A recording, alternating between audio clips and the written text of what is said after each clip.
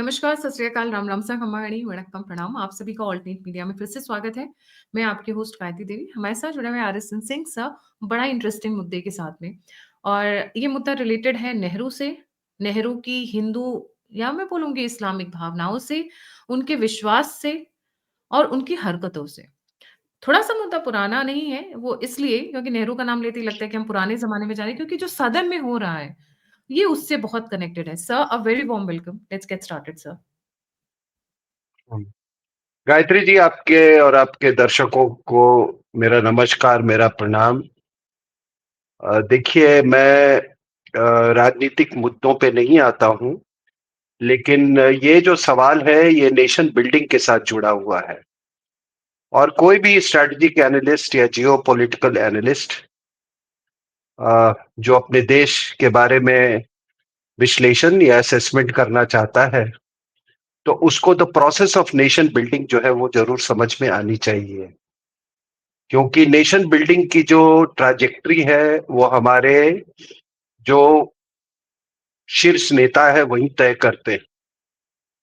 तो मेरा अपना मानना है कि एक अच्छा स्ट्रेटजिक एनालिस्ट, एक डिफेंस एनालिस्ट को एक वाइड होराइजन रखने की जरूरत पड़ती है। और इसी सिलसिले में मैं शुरू से थोड़ा पढ़ने में मेरी रुचि थी। तो आज से करीब 3.5 दशक पहले मैं ऑफिसर्स ट्रेनिंग एकेडमी चेन्नई में जब इंस्ट्रक्टर था, तो वहां पर की लाइब्रेरी से एक मैंने ये किताब एक ली थी उस समय, ये India from Curzon to Nehru and after. तो एक किताब ने मुझ पर एक बहुत गहरा असर किया था और कई चीजें याद थी। हालांकि उस समय उम्र के साथ साथ जो है वो कॉम्प्रिहेंशन भी बढ़ते जाती है, लेकिन कई बुनियादी चीजें मुझे याद था। फिर बाद में जब मैं सरकार को दो तो मैं कहीं से ढूंढ के इस किताब को ले आया और मैंने कई जगह इसकी इसकी चर्चा की। और ये किताब इसलिए महत्वपूर्ण है सभी लोगों के लिए क्योंकि एक ऐसे व्यक्ति के द्वारा ये लिखी गई है, दुर्गा दास जी, जो कि जिन्होंने अपनी जर्नलिज्म की करियर 1918 में शुरू की थी। वो एसोसिएटेड प्रेस ऑफ इंडिया, जो कि फोर रनर है पीटीआई, उसके फर्स्ट एडिटर थे। और स्टेट्समैन न्यूज़पेपर के वो फर्स्ट इंडियन स्पेशल रिप्रेजेंटेटिव थे with the government of India. आपको मालूम है कि स्टेट्समैन केवल अंग्रेजों के ही द्वारा स्टाफ हुआ करता था। बाद में वो हिंदुस्तान टाइम्स के चीफ एडिटर बने। और कोई ऐसी राजनीतिक घटना दिल्ली और शिमला में नहीं थी जिसको उन्होंने कवर नहीं किया। उन दिनों जो जर्नलिस्ट होते थे वो अ, एक तरह से वो बिल्कुल उनमें एक मिशनरी जील होता था, उनमें एक पैट्रियोटिक फर्वर होता था।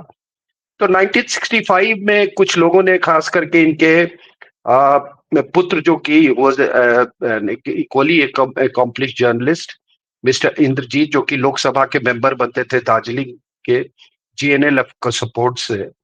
तो उन्होंने कहा कि आप अपनी मेमोयर्स क्यों नहीं लिखते, इतना आपका वाइड एक्सपीरियंस है। और गांधी ने 1920 तक काफी कुछ लिखा है। नेहरू ने डिस्कवरी ऑफ इंडिया को 1930s तक कवर किया है। लेकिन उसके बाद से जो मोस्ट डायनेमिक पीरियड है उसके बारे में किसी ने नहीं लिखा है। तो उन्होंने उन्होंने कहा कि आपने तो सब कुछ बड़े क्लोज क्वार्टर्स से देखा है। He could just walk in and out of the prime ministers house that time, that is Jawaharlal Nehru house और लाल बहादुर शास्त्री। तो इसलिए उन्होंने ये किताब लिखा। इस किताब को लिखने के लिए उन्होंने वर्ल्ड टूर किया। और राधा कृष्णन ने उनको बहुत अपने जो एक्स प्रेसिडेंट राधा कृष्णन ने, उन्होंने काफी एनकरेज किया इनको। 1920 से, जस्ट इमेजिन, सेंट्रल लेजिस्लेचर से लेके, जब ये पार्लियामेंट को उस समय अंग्रेजों के जमाने में सेंट्रल लेजिस्लेचर कहा जाता था, उस समय वो उसके अलावा उसको तो कवर किया ही किया। एनुअल से हर एक annual session of Indian national Congress और मुस्लिम लीग को कवर किया। ली कमीशन के साथ थे, साइमन कमीशन के साथ दौरा किया। 1945 में यूरोप और मिडिल ईस्ट में वॉर कॉरेस्पॉन्डेंट रहे। ये लंदन में थे जब एटली कमेटी जब ये ट्रांसफर ऑफ पावर का फॉर्मूला बना रही थी। सारे वाइसरॉय से इनका संपर्क था, लॉर्ड चेम्सफोर्ड से लेके लॉर्ड माउंटबेटन तक, गांधी से लेके जिन्ना तक, शास्त्री से लेके इंदिरा तक। 3 टॉप यूएस प्रेसिडेंट्स के साथ इनकी वार्तालाप हुई थी। 5 British prime minister, the prime minister of Japan, 2 chancellor of West Germany. तो जब एक ऐसा व्यक्ति, मैं ये पृष्ठभूमि इसलिए दे रहा हूं कि जब ऐसा व्यक्ति कुछ बोलता है और लिखता है तो आपको उसकी विश्वसनीयता पर शक, सॉरी 1 मिनट, उसकी विश्वसनीयता पर, उस पर आपको कोई बिल्कुल भरोसा होना चाहिए। तो कुछ चीजें हैं, आजकल बहुत सारी चीजें हैं। एक तो जो अपने डिफेंस मिनिस्टर राजनाथ सिंह ने कहा गुजरात में कि किस तरीके से नेहरू जो है वो बाबरी मस्जिद को उसके निर्माण के लिए स्टेट फंडिंग करना चाहते थे। आजकल वंदे वंदे मातरम पर काफी चर्चा हो रही है, कई तरह की चीजें मतलब डिस्कस हो रही है पार्लियामेंट में। थोड़ा बहुत मैं भी सुन लेता हूं उन चीजों को। तो लेकिन कुछ चीजें हैं जो इस किताब में बहुत महत्वपूर्ण है और ये दिखाता है कि एक कितनी घृणा थी उनको। एक चीज तो साफ आती है कि उनको अपने कलीग से बहुत जेलसी था, कलीग से जेलसी था। हिंदुओं के प्रति एक अजीब तरह का, मैं क्या कहूं, उसकी व्याख्या मैं नहीं कर सकता, लेकिन कोई ऐसा प्यार मोहब्बत का रिश्ता नहीं था उनको सनातनियों से। और बाद में जैसे हर एक कम्युनिस्ट और सोशलिस्ट नेता को आपने इस देश में देखा है, बाद में वो सब मरते हैं वो सनातनी ही बन के, क्योंकि हालात ऐसे मोड़ पे उनको लाके खड़ा कर देता है। हम उसकी भी चर्चा करेंगे। तो जहां तक ये इस किताब में एक देखिए, ये पेज 240 पे क्या बोलते हैं, ये बंटवारे का की चर्चा हो रही है। बंटवारा हो रहा था, पंजाब का पार्टीशन हो रहा था। इसमें लिखा है कि Patel said his principal anxiety was to save India from chaos by countering the Anglo-Muslim moves in the opposite direction. उनका ये था कि जो षड्यंत्र जो अंग्रेज और मुसलमान मिलके जो कर रहे हैं, उसको किसी तरह से उससे निजात पाना था। मौलाना आजाद के बारे में पटेल कहते हैं कि Maulana Azad was only worried about the Muslims. और जवाहरलाल के बारे में कहते हैं कि Jawahar is the only nationalist Muslim today, he remarked. वो ठीक है। और लिखा है कि इसी तरह से वो नेहरू को मतलब हमेशा उनके बारे में वो कहते थे। तो ये एक आपको मैं इसका ये उदाहरण दिया कि he was the only nationalist Muslim. तो और मौलाना आजाद के बारे में भी कहा है, लिखा है कि वो केवल मुसलमानों के बारे में, सर उस व्यक्ति को आपने एजुकेशन मिनिस्टर बनाया, ये अपने आप में एक बहुत बड़ा विरोधाभास है। एनीवे ये है, ये आप देखिए सोमनाथ के संदर्भ में। तो दुर्गा दास जी लिखते हैं, nevertheless it was no secret to knowledgeable people in Delhi that Nehru looked upon Prasad as a revivalist, मतलब हिंदू रिवाइवलिस्ट। नेहरू ये समझते थे कि राजेंद्र प्रसाद जो है एक हिंदू रिवाइवलिस्ट का था उनका। Nehru's rift with Prasad began in mid 30s। 1930 से ही इनके डिफरेंसेस शुरू हो गए थे। When he along with Patel, CR and Kriplani disowned Nehru's creed of socialism, जब कृपलानी के साथ और पटेल के साथ मिलके जब इन्होंने सोशलिज्म को नकार दिया, उसी समय इनके डिफरेंसेस बढ़ते गए। It took a sharp edge in 1950 when Prasad decided to visit Kutch for ceremonies connected with the reconstruction of historic Somnath temple destroyed and looted in the 10th century AD. और ये और भी sharp turn ले लिया जब या कहते हैं इनकी कटुता और एक्यूट हो गई जब 1950 में वो सोमनाथ के रिकंस्ट्रक्शन को लेके वो वहां कच्छ जाना चाहते थे. Nehru opposed the visit on the ground that it was not politic for the head of a secular state to associate himself with religious revivalism.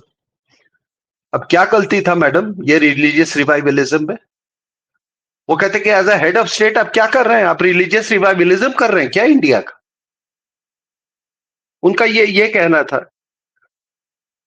Rajendra Prasad ने जवाब दिया, I believe in my religion, he added, and I cannot cut myself away from it. उन्होंने कहा कि मैं अपने धर्म में पूरा विश्वास करता हूं और मैं उस अपने आप को उससे अलग नहीं कर सकता. फिर ये लिखते हैं, I watch the impressive ceremony in the company of Patel and just 1 minute.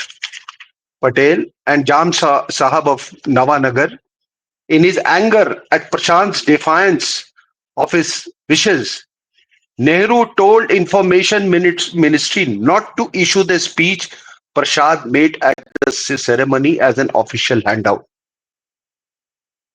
उन्होंने कहा कि इसको बिल्कुल ब्लैंक आउट कीजिए. जो सोमनाथ के इनॉग्रेशन में जो भी उन्होंने स्पीच दिया है उसको बिल्कुल आप नहीं दिखाएंगे. अब हम आते हैं एक इस पे कि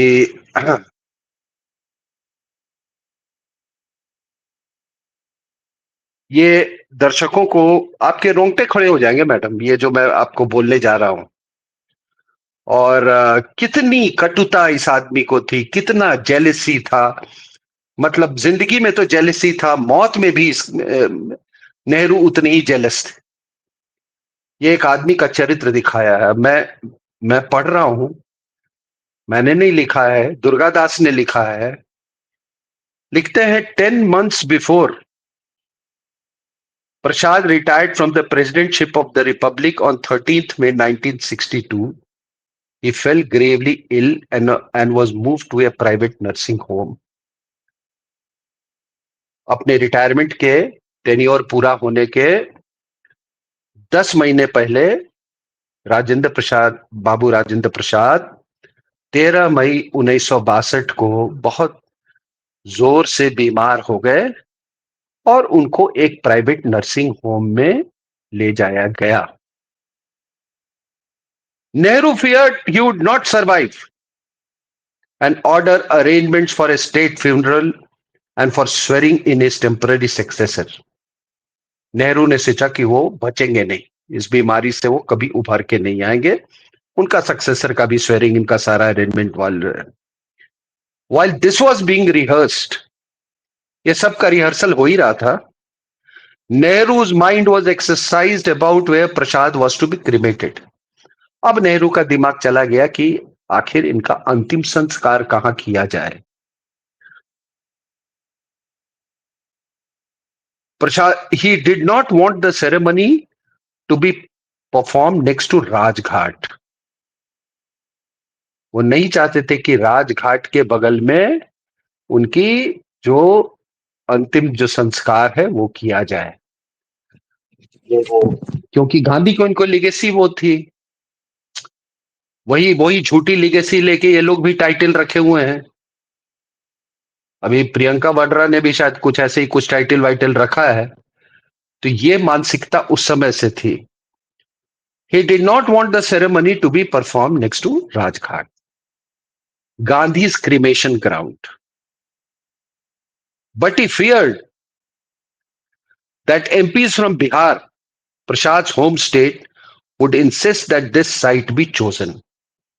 उनको ये डर था कि बिहार के जो मेंबर ऑफ पार्लियामेंट हैं वो इस बात पर ये जोर देंगे कि नहीं, उनका गांधी के बगल में ही राजघाट में उनके समाधि के बगल, उनके उस बगल में ही उनका वो हो, अंतिम संस्कार हो. अब वो क्या करते हैं नेहरू के बाद?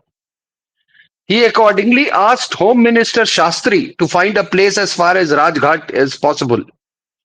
फिर उन्होंने शास्त्री को बुलाया और कहा कि देखो यार, ये तो सब ये बहुत प्रेशर डालेंगे, मैंने तो एक जगह खोजो दूर, राजघाट से कहीं दूर. Shastri accompanied by Deputy Chief Commissioner of Delhi, Bhagwan Sahai, was driven by Deputy Commissioner Sushital Banerjee along the banks of Ganges. एक गाड़ी में लाल बहादुर शास्त्री जी, दिल्ली के चीफ कमिश्नर भगवान सहाय और डिप्टी कमिश्नर सुशीताल बनर्जी यमुना के किनारे किनारे गाड़ी में वो जगह ढूंढने लगे कि कहां पे क्रीमेट करना चाहिए नेहरू के डायरेक्शन के अनुसार, दूर राजघाट से कहीं दूर। और एक जगह चुन ली उन्होंने जो कि काफी दूरी दूरी थी उसकी राजघाट से। लेकिन हुआ क्या madam, fortunately Prasad survive the illness. Babu Rajendra Prasad बच गए।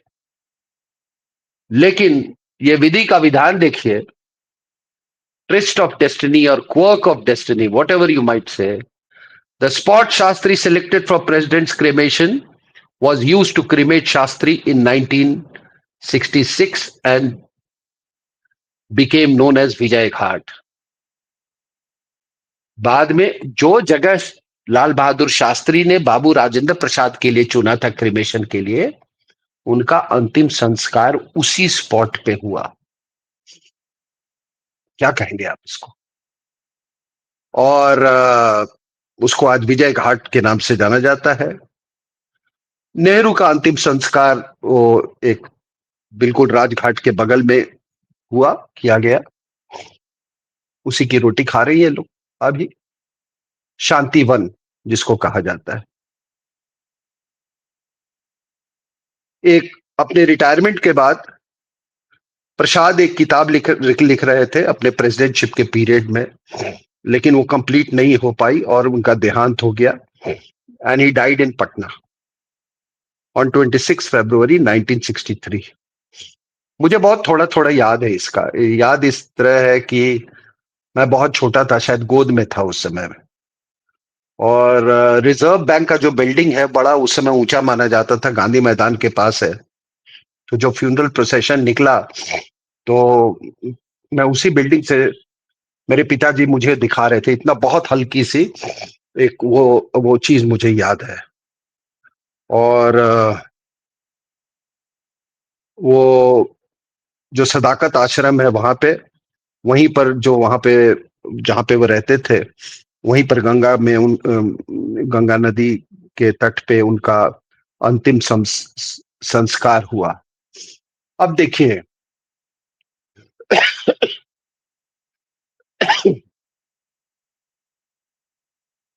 नेहरू ने फिर राधा कृष्णन को बोला कि वो राजस्थान जा रहे हैं प्राइम मिनिस्टर रिलीफ फंड के लिए पैसा इकट्ठा करने के लिए, और वो राजेंद्र बाबू का फ्यूनरल, उनका अंतिम संस्कार पटना में वो नहीं अटेंड करेंगे। राधा कृष्णन ने बोला कि no, I think I must go and attend the funeral. मुझे जाना चाहिए, राधा कृष्णन ने बोला। That respect is due to him and must be paid. I think you should give up your tour and come with me. बोला नहीं, उस व्यक्ति को कम से कम इतना तो आप शिष्टता बनती है, आपको भी जाना चाहिए। लेकिन नेहरू नहीं गए। अब आप सोचिए मैडम, मौत में इतनी नफरत।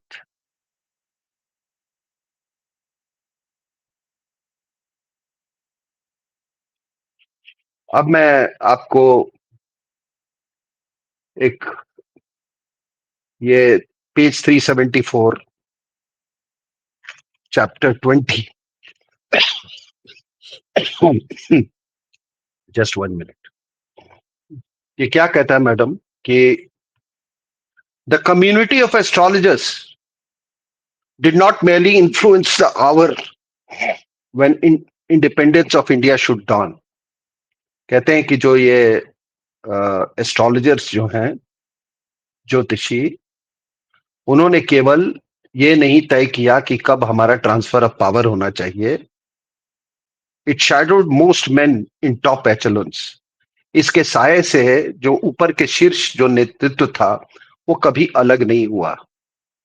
और वो कहते हैं कि आज भी यही यही कहानी है. आ, कुछ रॉयल एस्ट्रोलॉजर्स थे जिसको राज ज्योतिषी बोलते हैं, मतलब नेताओं के जो बहुत करीब थे, और वो बड़े पावरफुल हो गए. एक उनमें से एक मिनिस्टर थे for parliamentary affairs, Satyanarayan Sinha. आ,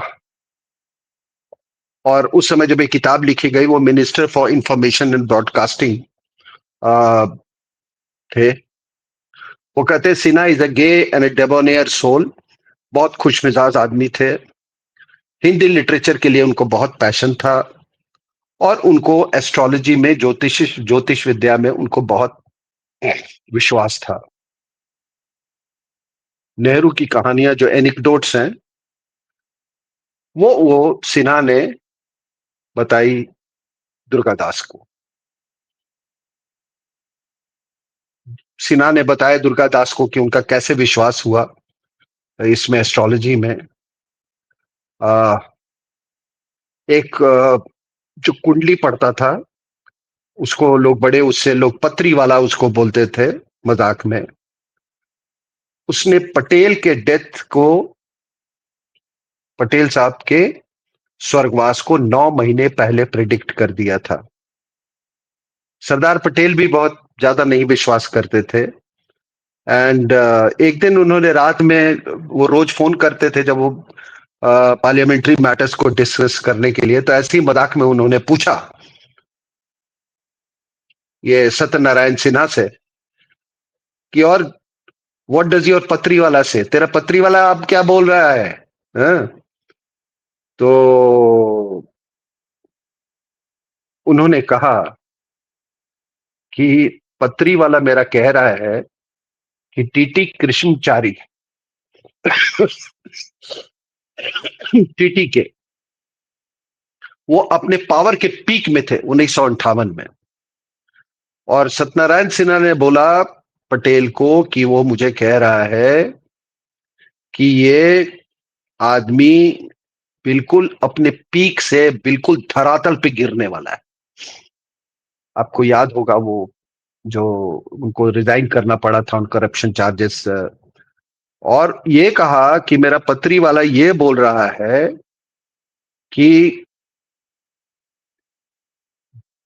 जब वो अब वो गिरेंगे धरातल पे, मतलब रेपुटेशन वाइज, जब उनको रिजाइन करना पड़ेगा, उसके 4 दिन के अंदर,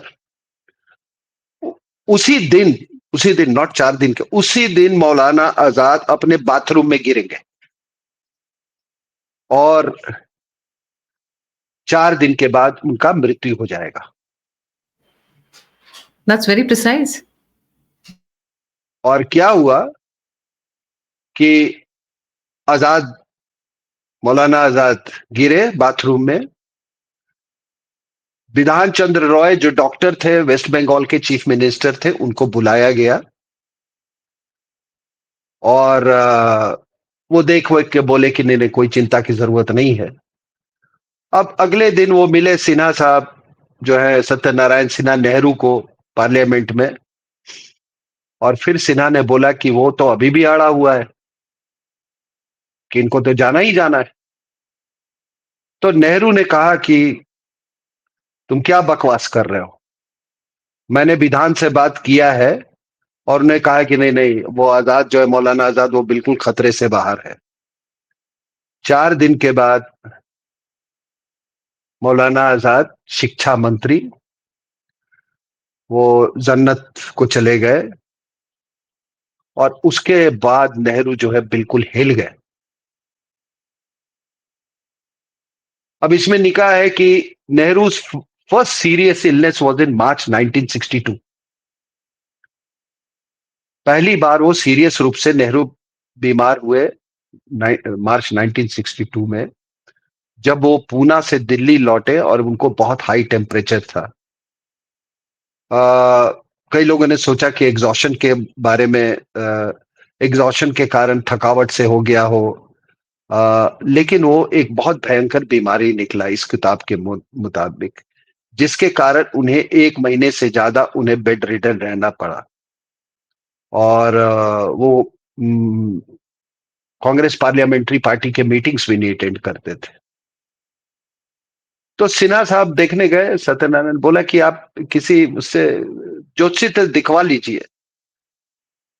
तो नेहरू ने उनकी बात नहीं मानी, लेकिन जब गुलजारी लाल नंदा ने, जो कि प्लानिंग मिनिस्टर थे, उन्होंने कहा नहीं नहीं, आप जो ये कह रहा है आप इसकी बात मानिए, आप जरूर दिखाइए, एक बार कंसल्ट कर लीजिए। अब एक वो पत्री वाला है, ज्योतिषी, हाँ, जो कि कहता है इसके किताब के मुताबिक he was very well known in Delhi. उसने नेहरू को बोला कि he would be betrayed by his best friend and have to face an attack from China that very year। कहा उसने कि आपका एक खास दोस्त आपको धोखा देगा और इसी साल चाइना अटैक करेगा आप पे। नेहरू बिल्कुल ही फ्लेड अप, आग बबूला हो गए। उन्होंने कहा this can never happen, you are talking bilge, ऐसे बोले ऐसा हो ही नहीं सकता है, तुम बकवास कर रहे हो। फिर लिखते हैं कि the jyotishi folded the horoscope, handed it back to him and retreated. बोला वो कुछ नहीं, अपना पत्री वत्री समेटा, वहां से वो निकल गया। कुछ ही हफ्तों के बाद चाइनीज जो हैं उन्होंने अपना हमला बोला। अब नेहरू जो है इस किताब के मुताबिक अब वो ये एस्ट्रोलॉजर से और कुछ आगे सुनना चाहते थे, लेकिन फिर बुलाया उसने, आगे भी जो उसने भविष्यवाणी की वो और उससे भी खतरनाक थी। उन्होंने कहा कि आपका इस धरती पे आपका कार्यकाल पूरा हो चुका है। कहा कि आपको एक ही चीज थोड़ा आपकी आयु बढ़ा सकती है, आ, थोड़ा अगर पूजा वगैरह करे तो थोड़ी बढ़ जाएगी। और उसके बाद मैडम, इस किताब के मुताबिक 50 learned priest were engaged by his admirers. 50 पंडित को बुलाया गया, इनके जो एडमायरर्स से सपोर्टर्स थे, और कालका जी टेम्पल में पूजा शुरू हुई। आ, और रोज पूजा के बाद ये ब्राह्मण पंडित जो हैं ये आते थे और इनके फोरहेड पे, इनके ललाट पे वो तिलक लगाते थे। तो मैं ये किताब इसलिए मैं कर रहा हूं कि देखिए दो तीन चीजें, मतलब आ, ये एक कॉशन है लोगों के लिए कि कोई चीज जिसके बारे में आप नहीं जानते हैं तो वो चीज ऐसा नहीं, वो एग्जिस्ट नहीं कर सकता है। मैंने जैसा आपको शुरू में बताया कि आ, ये जितने सोशलिस्ट और कम्युनिस्ट जो भारतीय संदर्भ में होते हैं वो सब के सब इसी प्रकार की उनका चरित्र होता है, अंदर से कुछ, बाहर से कुछ। दूसरा, इस आदमी को जेलसी आप देखिए कि इस आदमी में कितनी जेलसी थी। और तब की मौत में भी इसने नहीं बाबू राजेंद्र प्रसाद और सरदार पटेल को छोड़ा। वो भी लिखा हुआ है सरदार पटेल में, इसने कहा था किसी को जाने की जरूरत नहीं है। राजेंद्र प्रसाद को बोला आपको भी जाने की जरूरत नहीं, ये प्रोटोकॉल के खिलाफ। तो एक तरफ आप कहते हैं कि हमने कंधा से कंधा मिला के हमने आजादी की लड़ाई लड़ी, और ये मतलब ये क्या हो गया।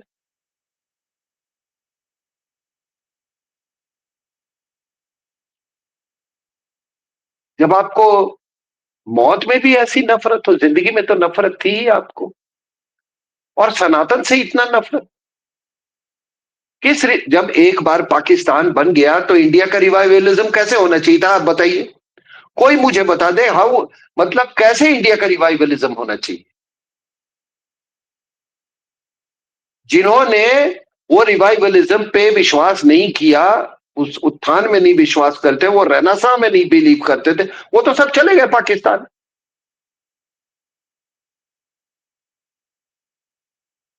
तो आज जब ये रेनेसां हो रहा है तो आप देख रहे हैं कि ये कितने तकलीफ की बात है।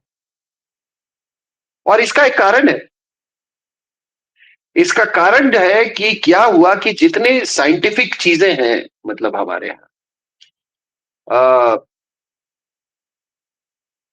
जो सनातन और साइंस का जो कनेक्ट जो है, उसको कभी किसी ने उजागर नहीं, उजागर किया, उसका उसको लोगों ने रिडिक्यूल किया। आप चलो, आप ज्योतिषाचार्य में नहीं मानते हो, जो वो प्लानिटरी मूवमेंट जो बता रहा है वो तो सही है ना। कुंभ अगर 12 साल के बाद होता है तो जुपिटर का एक साइकिल है, वो तो सही है ना।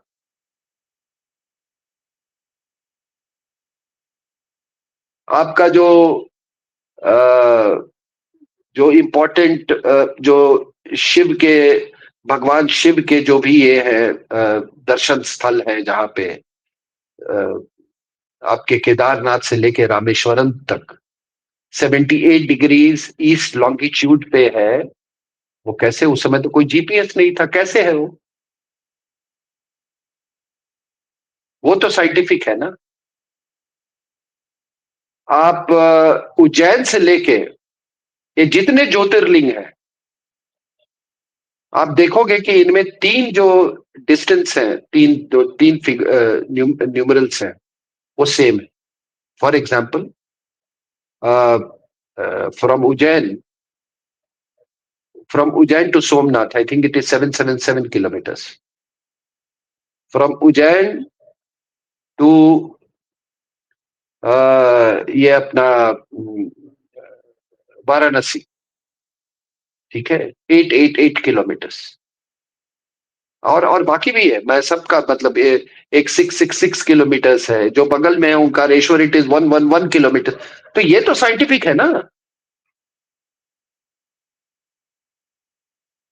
So this is what damage, ये साइंस और विज्ञान के नाम पे और साइंटिफिक, सनातन से ज्यादा साइंटिफिक टेम्परामेंट किसका हो सकता है मैडम। आप एक चीज कोई निकाल के ले आए, मैं आपको साइंटिफिक रीजन बता दूंगा उसका।